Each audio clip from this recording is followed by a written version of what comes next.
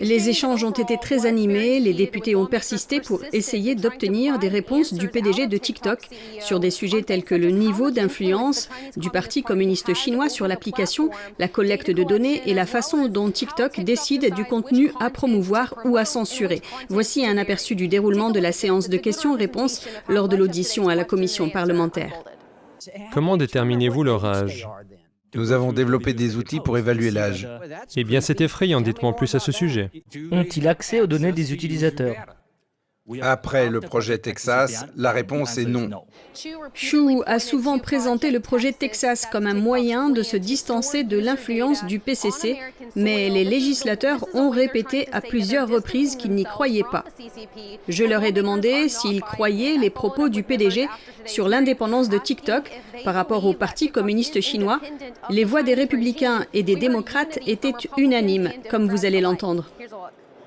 Il est difficile de concevoir qu'une entreprise chinoise ne puisse pas influencer le contenu diffusé aux consommateurs américains. Parmi les représentants de leur société mère ByteDance figurent les plus hauts responsables du Parti communiste chinois. Quel est votre message pour les Américains qui utilisent cette application et qui ne sont peut-être pas conscients de la menace qu'elle représente ? J'ai entendu à maintes reprises des gens dire « Écoutez, je n'ai rien à cacher, je me fiche qu'ils aient mes données ». Mais il s'agit bien plus que de leurs données personnelles. Ils suivent leur géolocalisation, leurs données biométriques et les utilisent à des fins malveillantes. Facebook et Instagram font à peu près la même chose, mais la grande différence, c'est quelle est leur relation avec la Chine. Et la Maison-Blanche partage ce sentiment. Le porte-parole pour la sécurité nationale, John Kirby, a déclaré à notre correspondante à la Maison-Blanche, Iris Tao, que les inquiétudes du président demeurent. Écoutons-le. Et nous l'interdisons. Elle est interdite sur les appareils gouvernementaux. Cela ne va pas changer.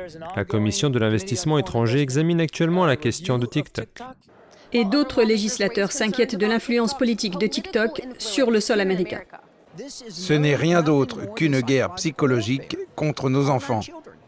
Je suis préoccupé par le degré de contrôle social que Xi Jinping et le Parti communiste chinois exercent sur leur population. J'ai peur pour les gens du reste du monde aussi.